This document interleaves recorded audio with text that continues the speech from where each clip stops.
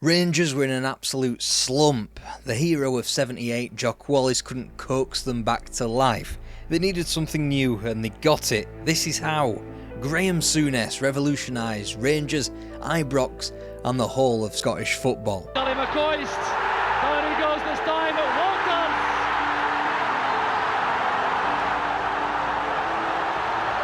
Mark Walters makes it 5.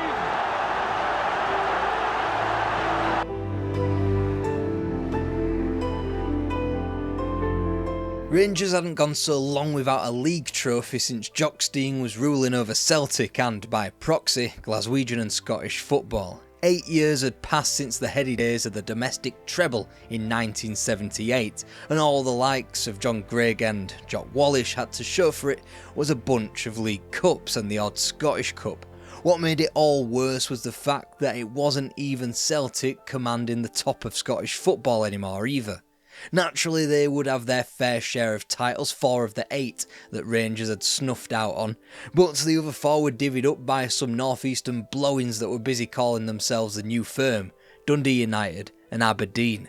They looked on course to finish outside the top 5, a catastrophe when you consider that the club's lowest finish was 6th, and that was all the way back in 1926. There weren't any guarantees that Rangers wouldn't slink any further down the table, what with another managerial search underway. The last one Rangers attempted in 1983 when John Greig was shown the door was botched beyond belief. Naturally, the Gers had attempted to scoop up the managerial talent from the new firm, namely former Rangers frontman Alex Ferguson and Jim McLean. Neither would move and the focus was quickly shifted to the club's policy to not sign Catholics.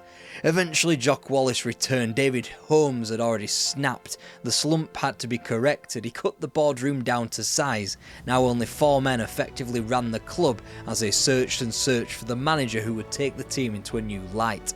As early as September 1985, Graeme Souness was on camera, throwing his hat into the ring and making his feelings perfectly clear. I'd still like to be the manager of Rangers. I've set up a manager. Jock Wallace outside. Rangers antennae must surely have been pricked up to that idea. By the February, Souness had been in conversation to make that player-manager dream a reality.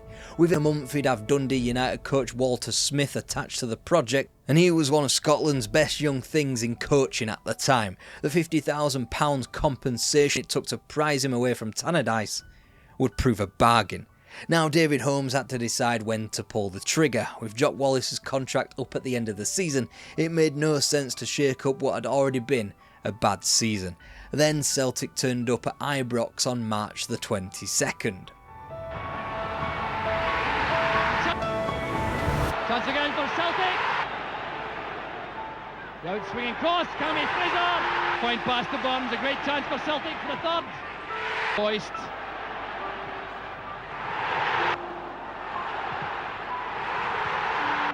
Well taken by Bonner. Played back in and under the crossbar. McLeod! Wallace lasted little over 2 weeks in the job after that result. The revolution was underway.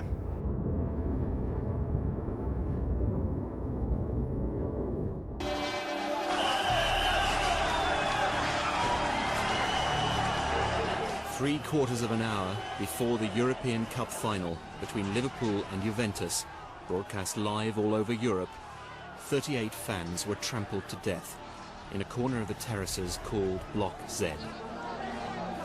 39 lives were lost during the 1985 European Cup final between Juventus and Liverpool, a match with consequences far beyond the 90 minutes of a mere football match. English clubs would ultimately be banned from Europe for 5 years, Liverpool until 1991. For a nation that had all but ruled Europe with an iron fist between 1977 and 84, a power vacuum now existed not just in the British game but in the European one too. Whilst no European football was a fate now bestowed upon all of the English, it had unthinkably become a threat for Rangers too. After 3 lost on the spin with 3 different managers, temporary or otherwise, in losing visits to Hearts, Clydebank and St Mirren, the chance of Rangers qualifying for Europe was dwindling fast. Still operating in a world of 2 points for a win, Rangers had 2 games to salvage the 1 point deficit to the top 5. Whilst Walter Smith could only get a point out of Pittodrie, there was positive news from Parkhead, as Celtic did their old foes a favour in defeating Dundee. Celtic's fate was just as desperate as Rangers, as they needed a miracle to usurp Hearts for the title on the final day.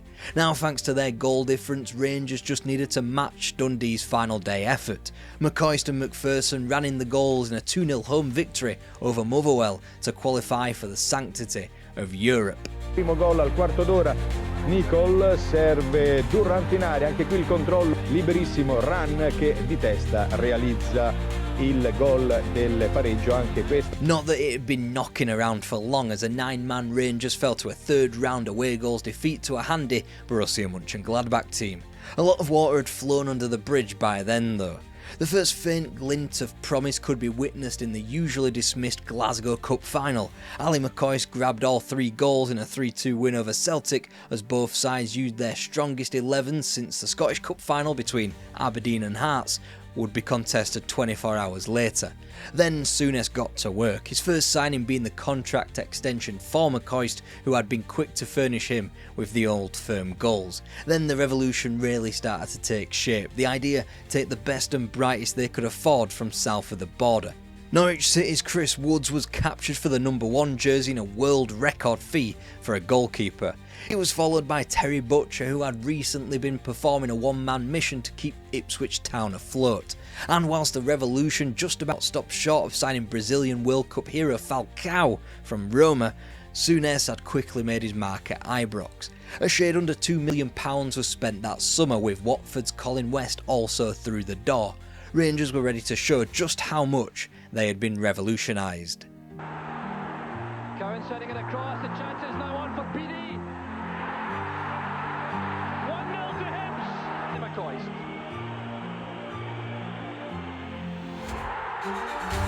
Superbly done. Play from Souness. Defeated under pressure, not for PD. Well, that's an aspect of the Scottish watchman who's been unfamiliar. And tackles have gone completely now. McCoist and PD, as soon as he's in the heart of it. The Hibs supporters going wild on the far side. And the red card has been shown to Graeme Souness.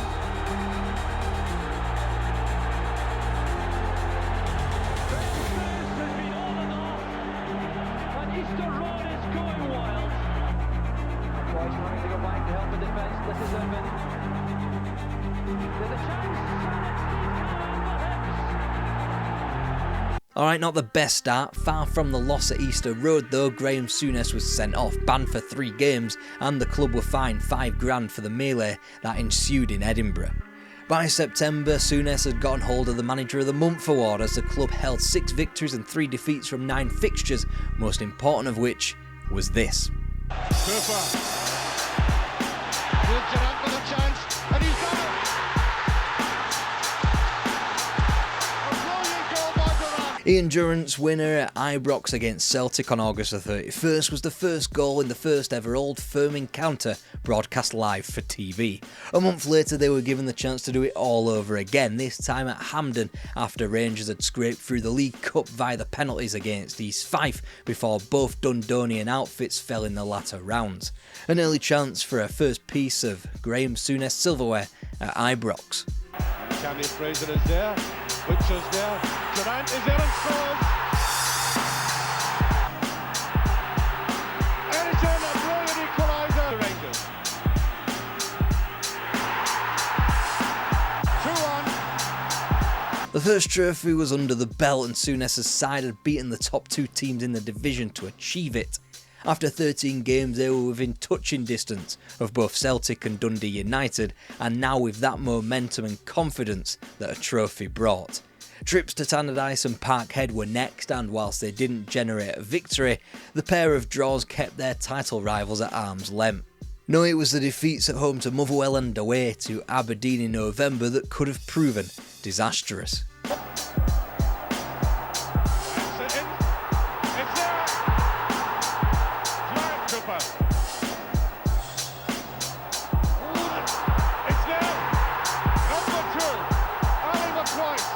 Graeme Souness completely and utterly ran the game. Whilst the club hadn't been beaten or even shipped a goal in the league for 6 or 7 weeks, this game was a true turning point of the season. The gap was down to just 3 points. Whilst the title wouldn't have been lost, Rangers now had fate back in their own hands, and thanks to that game in hand and an April 4th trip to Parkhead. The run continued. Rangers dropped just 2 points between the Old Firm matches that were split by 3 months. It was down to the prolific goal scoring of Ali McCoist and Robert Fleck just as much as it was the correct balance of youth and experience. The experience of Davy Cooper and player-manager Souness was beginning to blend perfectly with youngsters Ian Durrant and Derek Ferguson. And that's before we've mentioned the enormous signings from England in Chris Woods and Terry Butcher. They contributed to 11 successive league clean sheets between November 29th and January 24th. That survived a win over Hamilton with just 9 players and a subsequent goalless home draw against Aberdeen in which the offending players served their suspensions. Souness, however, still believed he hadn't enough firepower to win the league, so he plundered England for another signature. This time Spurs' Graham Roberts arrived. 1987 was to be Rangers' year. Promising for Rangers is Fleck. Taken shot, Cooper hooks it in, there's McPherson. Dave McPherson at the... Passing on, Durant. Butcher with it. And Butcher, he's done it now. Ali McCoist. They were grinding out the wins. I believe they call it the form of champions. The only real blemish thus far to Rangers' season had been a shocking home defeat to little old Hamilton Academical in the 3rd round of the Scottish Cup. Then came the trip to Parkhead on April the 4th, where the title could effectively be sealed with a victory. Yards away. 1-0 to Celtic. There's McClare. Identical from McClare and Cooper taking on McGrain. That's McCoist. Oh, look at this now. Looks very casual. There's Jimmy Nickley didn't control it. Archdeacon stepped in. The Rangers defender still protesting and Archdeacon was too close to the action. 5 games remained and the gap was now down to 2 points, and the goal differential was now only 7 in Rangers' favour. Neither side had any outside distraction. All the focus was on 5 league fixtures. Rangers got back into the groove. 6 goals from McCoist across 3 victories over Dundee, Clydebank and Hearts would do that. Celtic would have no such comfort blinking to a draw at home to Dundee United on April the 18th. It meant that a trip to Pittodrie on May the 2nd could be Rangers' championship sealing afternoon. However, with Celtic at home to Falkirk, it could just so easily be another swing of the pendulum in the title race. Today's match, if at all possible. And there's a good break for Falkirk. It's McGiven. And it's for the season. No mistake. Here's Gilmour. The chairman, you lose your little player. And it's in, it's a goal from Gilmour. Jimmy Gilmour has scored for Falkirk. Souness had bookended a season with a red card as Rangers failed to win, but it did not matter. They were champions yet again. The manager was quick to reaffirm his stance when he rallied the troops once more. This mustn't be a one-off success, he said. Sure, it has been a remarkable year, but I don't want to particularly sit down and reflect. The party isn't over, it's just beginning.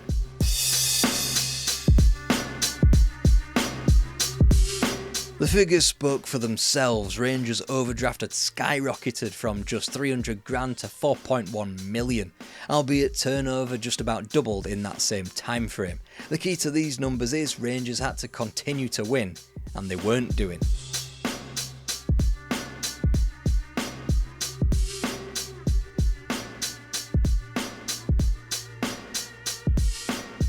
There, Billy McNeil was getting his first Old Firm win as Celtic manager. Graeme Souness was dropping homophobic slurs in the direction of the referee. It was the end of a painful summer for Rangers. 5 games in and they had already lost 3, all on their travels, and Souness's ploy to stand still in the market looked silly as names like Glenn Hoddle, Trevor Stephen and Graham Sharp got rotated around the rumour mill. The one concrete name that Rangers were linked to and could feasibly make a realistic capture for was Mark Hateley. Alas, whilst the Gers were the big fish in the little pond known as Scottish football, they couldn't offer the £7,000 a week wages that Monaco could. He would take another 3 years to arrive at Ibrox. Souness got his second choice through the door though. Watford's Mark Falco for $500,000 and half a season too, whilst the manager plundered his former club for the cheap deals of John McGregor and Avi Cohen. Finally, Trevor Francis pitched up on a short-term deal which didn't do much good for anybody really.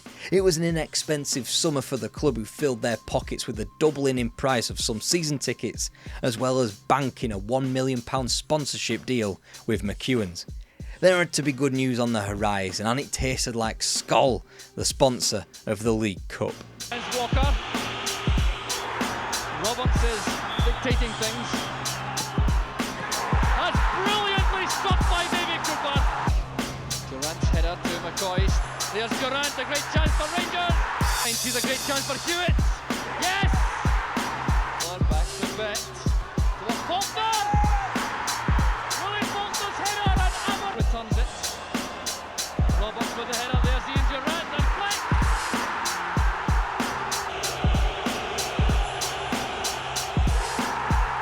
And a disaster for Aberdeen and for Peter Nicholas in particular. There will be no need for any other kick. Perfectly taken by Durant. Rangers have won the Skol League Cup.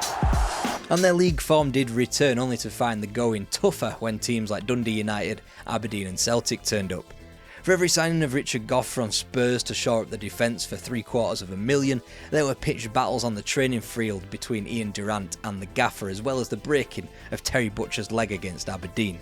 Still, Rangers were back in the European Cup for the first time in 8 years since their quarter-final defeat against FC Köln. The opposition didn't relent upon their return, with recent winners of the Cup Winners' Cup Dynamo Kyiv coming to Ibrox. Will gobble that up. I know that Rangers are trying to concentrate on height in the air. Here's a great chance. It must be. It is.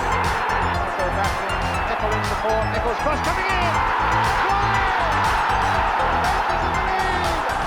As much as Dynamo and then Górnik Zabrze of Poland may feel like bankers, or at least games in which Rangers may be slight favourites for now, back in 1987 it was a whole new ballgame. With the narrowing of the Ibrox pitch dimensions, Souness pulled out a piece of ingenuity to limit the Ukrainians' long passing in the first round's second leg. Meanwhile, Górnik offered less of a resistance as Rangers qualified for the springtime quarter-finals, just as they had done in '79. And they would be drawn Steaua Bucharest, again a team they could quite comfortably whip 4-0 in 2024, but in '88, Steaua were between two European Cup finals and could easily be described as one of the more dangerous teams on the continent. That was March though. In the meantime, Rangers were just about keeping their head afloat in the title race. It's a great move by Warren. Back to Benny with a chance to score. Goal, Wilson, goal, and that's the goal. Out to Benny. A loss that was bad for Rangers' title aspirations, but even worse as Rangers' new signing Mark Walters was subjected to racist abuse all afternoon. But with that, Rangers had a long way back to swim to shore. 7 points are different as Scottish football still lived in that archaic 2 points for a win rule, Souness' side going under. Then the Scottish Cup turned up and attempted to offer a little promise. Here's Mark Pleasant's first one of the match. Not for one, But even that was quickly snuffed out. Now all Rangers had to fight for was the European Cup. For the late surge, Souness dipped back into the club coffers too, acquiring Dundee's John Brown, a Dane in the shape of Jan Bartram, as well as St Mirren's Ian Ferguson for a total outlay of £1.3 million. This would naturally be largely offset by Falco's departure and the sale of Robert Fleck to Norwich. All those names, as well as the aforementioned Mark Walters, wouldn't be able to turn out for the European Cup, however, unless Rangers reached the semi-final stage. And what's worse, Ali McCoist underwent knee surgery merely 2 weeks out from the quarter-final. difficilmente riesce a uscire dall'aria. Agi, pallone al centro, arriva Pizzurka. Vediamo come sfrutteranno questo caso di punizione, la finta di Agi. Non si intendono i due, Agi per Jovan, il tiro, la negazione al gol. E il gol del 2-0 per questo gol importantissimo segnato a Glasgow dalla Catus al terzo minuto. Sometimes timing in football just isn't right. This, Rangers' first chance at the European Cup in a decade, would be the first true realistic chance at ever winning the trophy. Given that the eventual champions PSV Eindhoven would claim the thing despite drawing their last 5 matches in the competition, it could retrospectively be identified as a missed opportunity. Still, the season couldn't rest there as Celtic were the visitors to Ibrox 4 days later, one last chance to put up a fight in the defence of their title. Handball against Goff, still not clear for Rangers. Headed away by Bailey, too far from.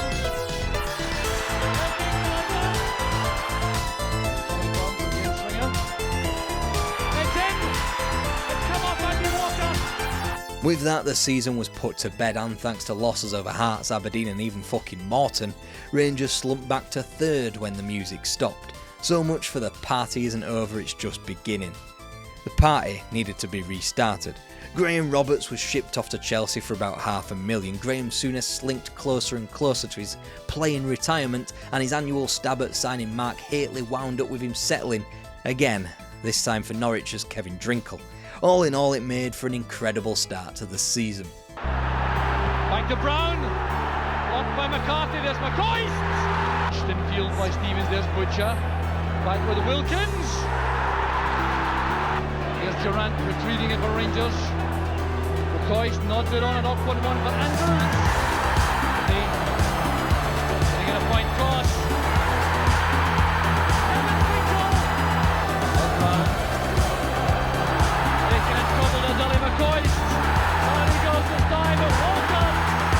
Off the back of the biggest Old Firm win in 22 years, Rangers didn't so much as lose a game in the league until their 9th fixture away to Aberdeen. Whilst it wasn't terminal to Rangers, it was to the rest of Ian Durant's season as his knee ligaments imploded. Shortly afterwards, they sacked off the UEFA Cup in the second round to FC Köln, but quickly rebounded at Hampden in the League Cup final, and against familiar Skol foes too.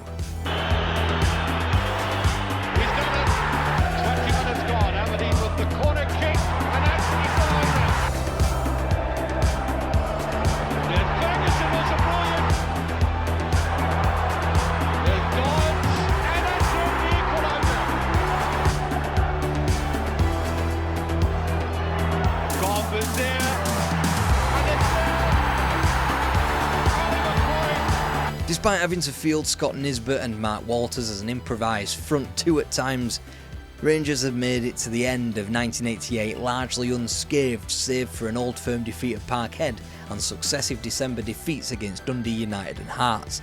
They'd even have time to undergo an ownership change, with Graeme Souness not only touting David Murray to do so, he also stuck a considerable amount of his own money into the purchase too, a 10% stake of the £6 million, as David Murray managed to beat off Robert Maxwell at the 11th hour. Let that image soak into your cranium. The traditional New Year Old Firm game, however, would set Rangers up for the rest of the campaign. There's Butcher with it, it's in! It's there! Rangers are in the lead, 2 goals to 1. Ferguson with the shot, is there! Here's Walters through. Walters with a great chance, and he's done it! 7 points away with half the season to claw it back, Celtic were a speck on the Rangers' rearview mirror, and with 4 points taken from their now closest title rivals Aberdeen and Dundee United by mid-February, Rangers went into God mode. In total they would win 9 on the spin after their Tannadice draw, which took in a win at lowly Celtic on April Fool's Day, ironically enough. But it would not be the last Old Firm derby of the season. Enter the Scottish Cup final of '89 at Hampden, with the treble on the line.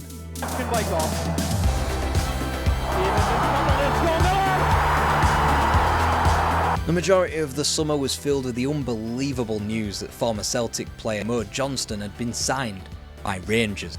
A man who in the recent past had put in ink his hatred of Rangers would now be one of the club's star attractions ahead of the 1989-90 campaign. He'd bag his first goal at home to Aberdeen in early September in what was Rangers' first league triumph of the season. Such was the furore over that deal in Glasgow, it's easy to imagine how Trevor Stevens' signing, and even the rumours that Kenny Dalglish may replace Souness, could take a back seat. Ultimately, after defeats at Fir Park and Pittodrie, Rangers' league campaign went even more swimmingly than the last, to virtually zero opposition, as Celtic finished a dismal 6th with more losses than wins, and Aberdeen's 44-point tally in second place was poor. Not that the season could be categorised as a rip-roaring success, mind.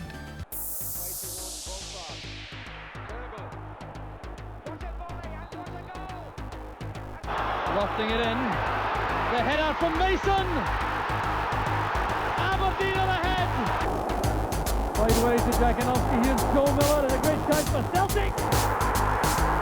Rangers were out at the first sign of real danger in all three cup competitions, quite literally at the first hurdle in a mean European Cup draw against Bayern Munich, out in the fourth round of the Scottish Cup in an Old Firm game after yet another League Cup final was reached against Aberdeen, but was this time lost. Ahead of the 1991 campaign, Souness replaced the silky smooth Ray Wilkins for the steel of Nigel Spackman in midfield.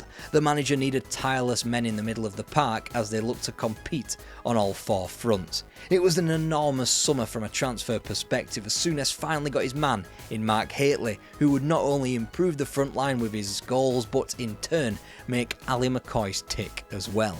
Then you've got the width of Peter Huistra and the experience of Oleg Kuznetsov at the heart of defence in exchange for the shocking departure of Terry Butcher.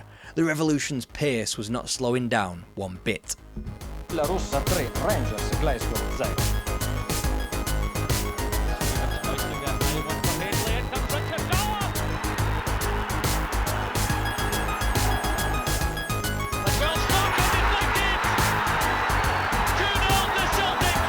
And whilst they were able to achieve one, the League Cup from Celtic, the Scottish Cup fell out of their grasp that very same team. Whilst that in Celtic's current state could be seen as unforgivable, Rangers' exit from Europe was entirely understandable, as they met the eventual champions Red Star Belgrade as early as the last 16. All the Yugoslavs did was prove Walter Smith's succinct assessment correct when his oppositional scouting report comprised of just a simple enough "we're fucked." No, this season would be one for an incredible title race, and no, it did not involve Celtic. After two defeats in the early season, both of which against Dundee United, Rangers simply shook off disappointments by returning to strong form in the league. When Celtic came for their New Year's pasting at Ibrox, the league looked as good as done. Celtic were a mid-table team now, and with Scotland still sticking loyal to that 2 points for a win, Rangers' 5-point lead looked unassailable. That would only open up to 7 when Celtic did their old pals a solid and beat Aberdeen at Parkhead on January the 19th. It didn't seem to matter that McCoy wasn't really getting in the team yet, that Kuznetsov's campaign had lasted just 2 games before his knee ligaments went pop, or that Terry Butcher had gone. Then Kenny Dalglish resigned as Liverpool manager on February 22nd, Rangers won 1 game in 4 weeks, and Aberdeen were playing like it was 1983 again. Now let's rewind. Dalglish leaving as manager of Liverpool sounds like a line from a completely different video, but let's also attach the other side of the coin. Graeme Souness was favourite to take over. His emotional attachment to the club that had won the European Cup for proved to be too much of a draw, just when he had completed his longest unbeaten run at Ibrox as well. He would ultimately depart on April the 16th. And given the combination of how the league table looked on that day, the fact that the top 2 would meet on the final day, and that Aberdeen had all the momentum in the world, a third successive Rangers title looked less likely now. And as we stand on that cliff edge with the appointment of Walter Smith and the remainder of this title race to come, that's for tomorrow. Go watch our other stuff on Scottish football here.